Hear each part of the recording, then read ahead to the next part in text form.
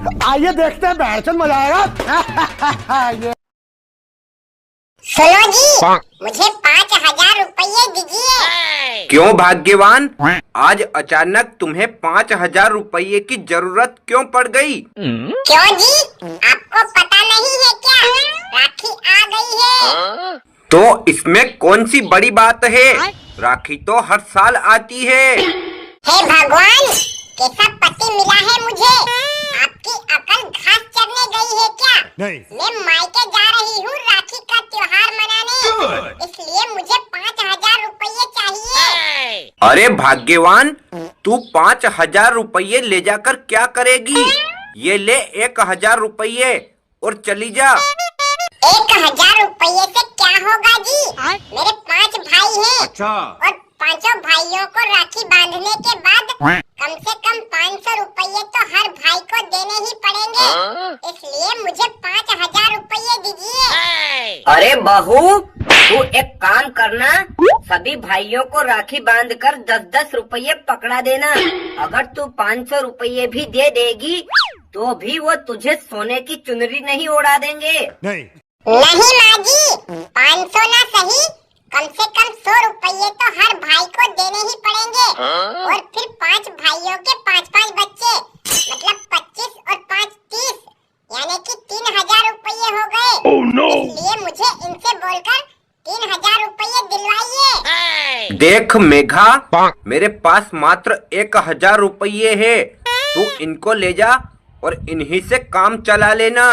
क्यों जी, मैं जब भी मायके जाने के नाम पर आपसे पैसे मांगती हूँ तो आपका कलेजा और किडनी निकलकर बाहर क्यों आ जाते हैं? अरे बहू, तू तो जानती है अभी हमारे पास पैसों की तंगी चल रही है। इसलिए कम पैसों से काम चला ले। अगली राखी आने पर तू चाहे तो 500-500 रुपये हर भाई को दे देना। ठीक है माँ जी, मैं कम पैसों से भी काम चला लूंगी। लेकिन आप भी 5,000 ना सही, कम से कम 3,000 रुपये तो दिलवाइए। देख मेघा, तू राखी बांधने के बाद अपने 5 भाइयों को चाहे जितने पैसे दे दे, लेकिन वो 5 लोग मिलकर तुझे मात्र 200-250 रुपये की साड़ी उड़ाकर भगा देंगे। और मुझे ज्यादा कुछ चाहिए भी नहीं उन लोगों से। मेरे लिए तो भाइयों की वो 200 रुपये की साड़ी ही बहुत है। अच्छा। तो फिर तू क्यों बंदरिया की तरह उछल उछल कर इतना खर्चा करने का सोच रही है? देखो माँ जी, आपको पैसे देने हो तो दो, वरना कोई बात नहीं। लेकिन मुझे बंदरिया मत बोलो, वरना मुझसे बुरा कोई नहीं होगा। अरे बदतमीज लड़की, तू मुझसे जबान मत लड़ा, वरना मैं तेरी चोटी पकड़कर घसीट दूंगी। और आप भी हर वक्त कुतिया की तरह भौंकना बंद करो, वरना मैं भी आपका गला दबाकर सारा खेल खत्म कर दूंगी। फिर ना रहेगा बांस, ना बजेगी बांसुरी। अरे क्या बात है दीदी, आज तुम बहुत खुश दिख रही हो। हाँ भैया, पूरा 1 साल बीत जाने के बाद खुशियों का दिन आया है, इसलिए खुश तो दिखूंगी ही। तुमने बिल्कुल सही कहा दीदी, और भाई बहन का त्योहार सब त्योहारों में पवित्र माना जाता है। हाँ भैया, भाई बहन के त्योहार से बढ़कर दूजा कोई त्योहार नहीं होता। अब तुम एक काम करो, चटाई पर बैठ जाओ, मैं पंचक प्रारंभ होने से पहले तुम्हें राखी बांध देती हूँ। ठीक है दीदी, ये लो मेरे दाहिने हाथ की कलाई और बांध दो इसी पर राखी। ये लो भैया, मैंने तो रक्षा का सूत्र आपकी कलाई में बांध दिया। अब तुम भी दे दो मुझे राखी बांधने का इनाम। दिल खोल के बताओ दीदी, तुम्हें क्या इनाम चाहिए? ज्यादा कुछ नहीं चाहिए भैया, मात्र 21,000 रुपये कैश और एक 5,000 रुपये का लहंगा दिला दो। अरे बेटी, तू मायके में राखी का त्योहार मनाने आई है या अपने भाई को लूटने? 21,000 रुपये की राशि बहुत बड़ी रकम होती है, तू थोड़ा कम पैसा ले ले। क्यों मम्मी, तुम्हारे लिए केवल तुम्हारा बेटा ही लाडला है। बिटिया कुछ नहीं लगती क्या? और तुम ये बात मत भूलो, जिस जमीन पर कमा कर तुम खा रहे हो उस जमीन में आधा हिस्सा मेरा भी है। अरे दीदी, क्या बात कर रही हो तुम? हमारे पापा के पास मात्र 4 बीघा जमीन थी। उसमें से भी आधा हिस्सा तुम लेने की बात कर रही हो। मतलब मेरे पास मात्र 2 बीघा जमीन बच जाएगी। उसमें से मैं अपना घर खर्चा कैसे चलाऊंगा और बच्चों का पेट कैसे पालूंगा? देखो भैया, वो तुम्हारी प्रॉब्लम है, तुम जानो। मुझे उससे कोई लेना देना नहीं। मुझे तो बस पापा की जायदाद में से आधा हिस्सा चाहिए। अरे बेटिया, हम तेरी हर छोटी मोटी जरूरत को समय समय पर पूरा कर रहे हैं, इसलिए 21,000 रुपये की राशि बहुत ज्यादा हो जाएगी। तू इसे थोड़ा सा कम करके 5,000 रुपये ले ले।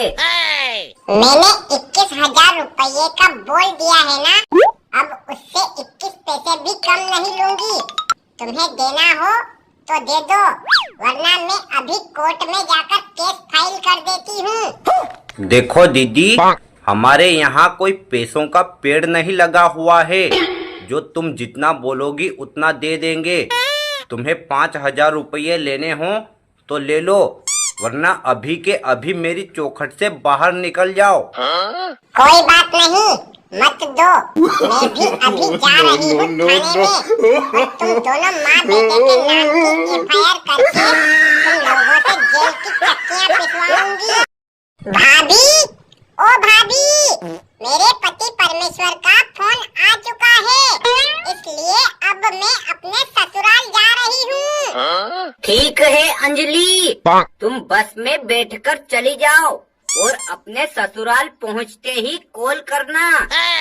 अरे भाभी, कहाँ बस की भीड़ में धक्के खाती खाती जाऊंगी, इसलिए आप भैया को बोल दो वो बाइक से छोड़कर आ जाए मुझे। अच्छा। देखो अंजलि, तुम्हारे भैया के पास बहुत सारा काम पेंडिंग में हो गया है, इसलिए अब तुम्हें बस से ही जाना पड़ेगा।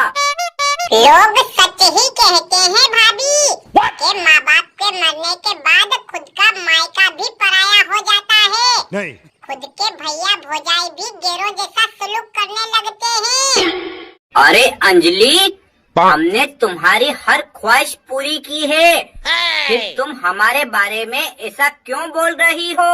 देखो भाभी, आप ज्यादा होशियार बनने की कोशिश मत करो। आपने मेरी कोई ख्वाहिश पूरी नहीं की है। मैं राखी का त्योहार मनाने आई थी और अब जा रही हूँ, तो आप लोगों ने मुझे मात्र 250 रुपये की साड़ी ओढ़ाई है। इसके अलावा आप लोगों ने मेरे लिए किया ही क्या है? तो तुम क्या चाहती हो? हम अपनी पूरी जमीन जायदाद तुम्हारे नाम कर दें? तुम क्या अपनी जायदाद हमारे नाम करोगी? मैं पहले से ही आधी जायदाद की मालकिन हूँ, इसलिए थोड़ा सा ध्यान से रहिए, वरना पिछवाड़े पे लात मार के भगा दूंगी। अरे अंजलि, ये क्या बात है? तुम अपनी भाभी से बदतमीजी क्यों कर रही हो? देखो भैया, आप तो बीच में ना ही बोलो तो ही अच्छा है, क्योंकि मैं जानती हूँ आप पूरी तरह से जोरू के गुलाम बन चुके हो।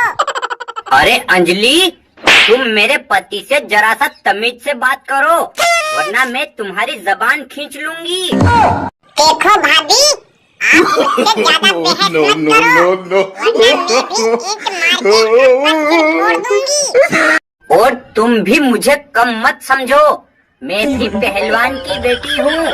तुम्हें उठा के ऐसा फेंकूंगी कि सीधे ससुराल में ही जाके गिरोगी। अरे मेरा सर टेंशन के मारे फटा जा रहा है। अब तुम लोग लड़ना झगड़ना बंद करो। और दोस्तों, वीडियो अच्छा लगा हो तो इसे लाइक, कमेंट और चैनल को भी सब्सक्राइब करें। धन्यवाद। मजा आया, और मैं ये जो मजा है हिंदुस्तान के हर व्यक्ति को देना चाहता हूं।